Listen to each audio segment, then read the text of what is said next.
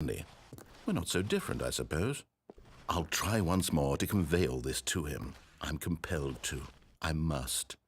Perhaps, well, maybe this time he'll see. Maybe this time. And I tried again, and Stanley pushed a button. And I tried again, and Stanley pushed a button. And I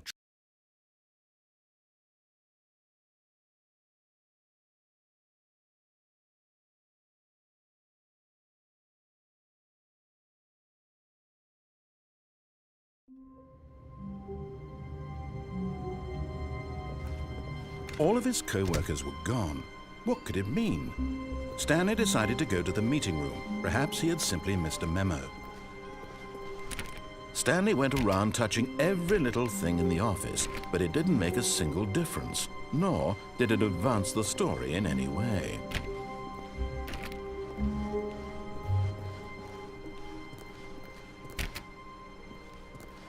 When Stanley came to a set of 2 open doors, he entered the door on his left.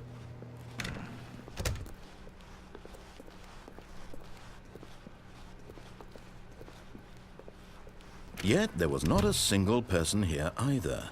Feeling a wave of disbelief, Stanley decided to go up to his boss's office, hoping he might find an answer there.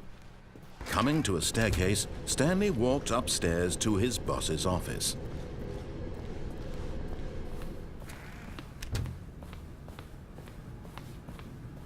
The moment he entered his manager's office, Stanley froze in his tracks. Not a living soul anywhere. Could he really be all alone? This was too much for Stanley to take, too much for any man to take. He fell to his knees, bursting into half moans, half sobs, the guttural retching of life from a man denied any hope, any reason to keep going. Here on the floor he lay prone, paralyzed by fear for nearly a full hour. But when at last he began to move about and survey the situation, he found a keypad behind the boss's desk. What could it mean? Was it a sign of hope for Stanley's future? Stanley was in such a rush to get through the story as quickly as possible, he didn't even have a single minute to just let the narrator talk. That kind of anxiety isn't healthy, so he relaxed for a few moments with some calming New Age music.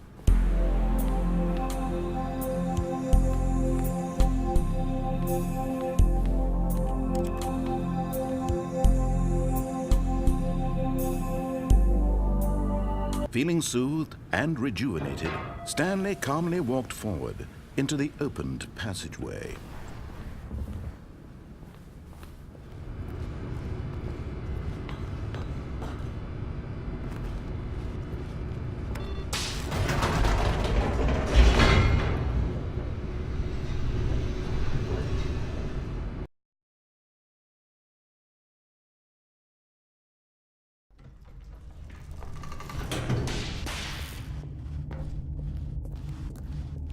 Stanley walked straight ahead through the large door that read Mind Control Facility.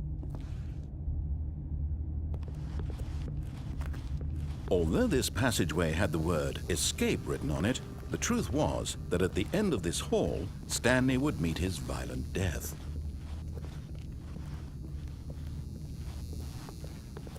The door behind him was not shut. Stanley still had every opportunity to turn around and get back on track.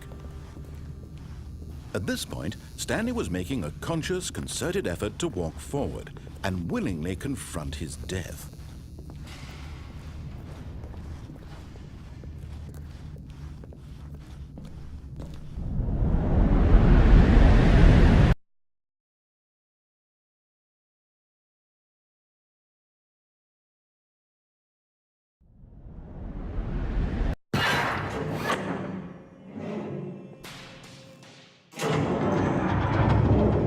As the machine whirred into motion and Stanley was inched closer and closer to his demise, he reflected that his life had been of no consequence whatsoever. Stanley can't see the bigger picture. He doesn't know the real story, trapped forever in his narrow vision of what this world is. Perhaps his death was of no great loss, like plucking the eyeballs from a blind man. So he resigned and willingly accepted this violent end to his brief and shallow life. Farewell, Stanley.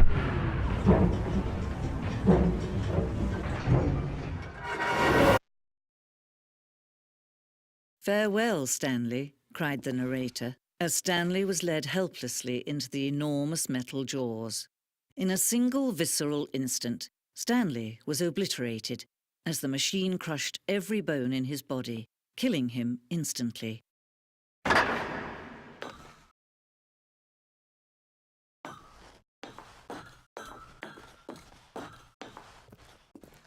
And yet it would be just a few minutes before Stanley would restart the game, back in his office, as alive as ever.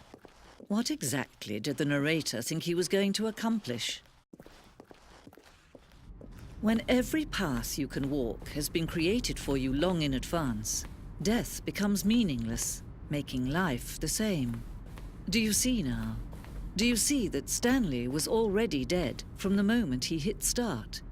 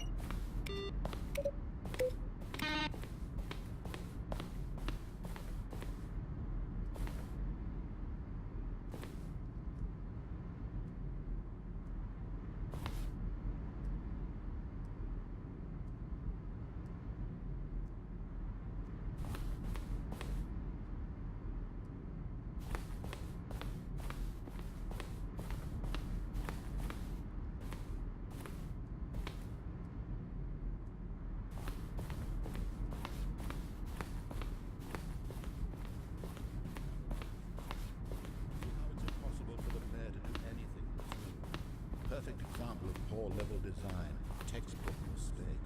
It's the kind of thing you pick up on intuitively if you have even the most fundamental understanding of good and bad game design. But of course, you being you would probably spend the next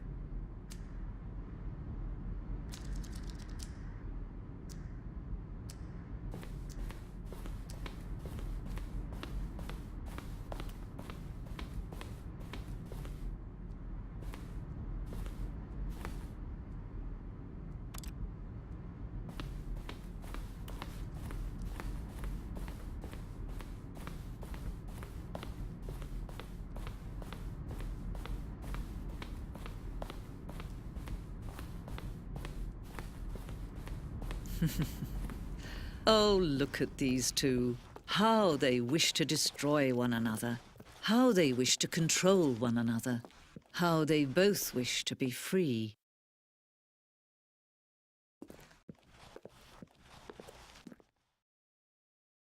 Can you see? Can you see how much they need one another? No, perhaps not. Sometimes these things cannot be seen. But listen to me. You can still save these two. You can stop the program before they both fail. Push escape and press quit. There's no other way to beat this game. As long as you move forward, you'll be walking someone else's path. Stop now and it'll be your only true choice. Whatever you do, choose it. Don't let time choose for you. Don't let time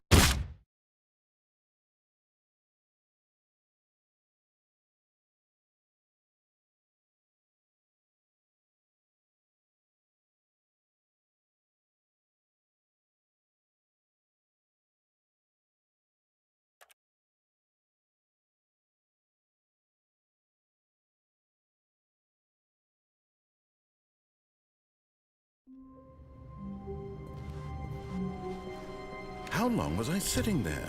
Stanley wondered to himself. Minutes? Days? Centuries? Did something crucial happen while my senses were turned? He made a note to be more careful with time from now on.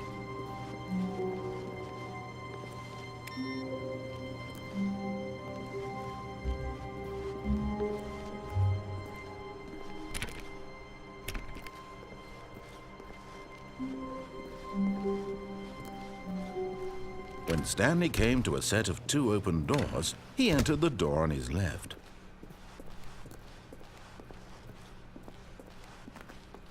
Yet there was not a single person here either. Feeling a wave of disbelief, Stanley decided to go up to his boss's office, hoping he might find an answer there. Coming to a staircase, Stanley walked upstairs to his boss's office.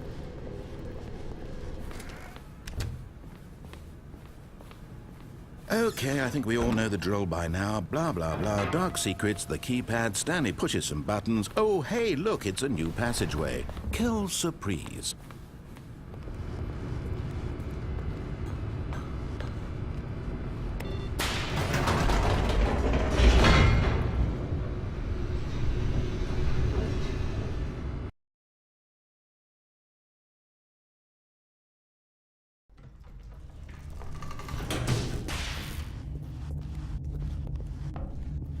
Stanley walked straight ahead through the large door that read Mind Control Facility.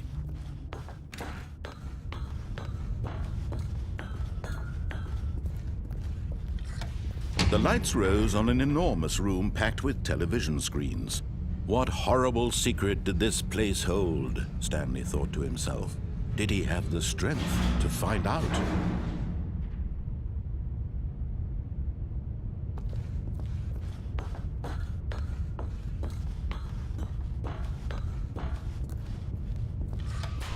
Now the monitors jumped to life, their true nature revealed. Each bore the number of an employee in the building, Stanley's co-workers. The lives of so many individuals reduced to images on a screen, and Stanley, one of them, eternally monitored in this place where freedom meant nothing.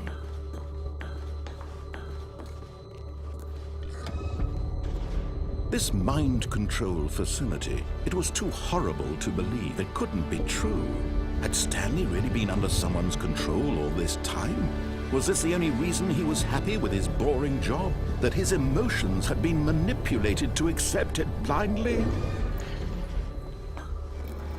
No, he refused to believe it. He couldn't accept it. His own life in someone else's control? Never! It was unthinkable, wasn't it? Was it even possible? Had he truly spent his entire life utterly blind to the world? But here was the proof, the heart of the operation. Controls labeled with emotions, happy or sad or content, walking, eating, working, all of it monitored and commanded from this very place. And as the cold reality of his past began to sink in, Stanley decided that this machinery would never again exert its terrible power over another human life. For he... Oh, Stanley, you didn't just activate the controls, did you? After they kept you enslaved all these years, you go and you try to take control of the machine for yourself. Is that what you wanted? Control? Oh, Stanley, I applaud your effort, I really do. But you need to understand, there's only so much that machine can do. You were supposed to let it go, turn the controls off, and leave. If you want to throw my story off track, you're going to have to do much better than that. I'm afraid you don't have nearly the power you think you do. For example, and I believe you'll find this pertinent, Stanley suddenly realized he had just initiated the network's emergency detonation system. In the event that this machine is activated without proper DNA identification, nuclear detonators are set to explode.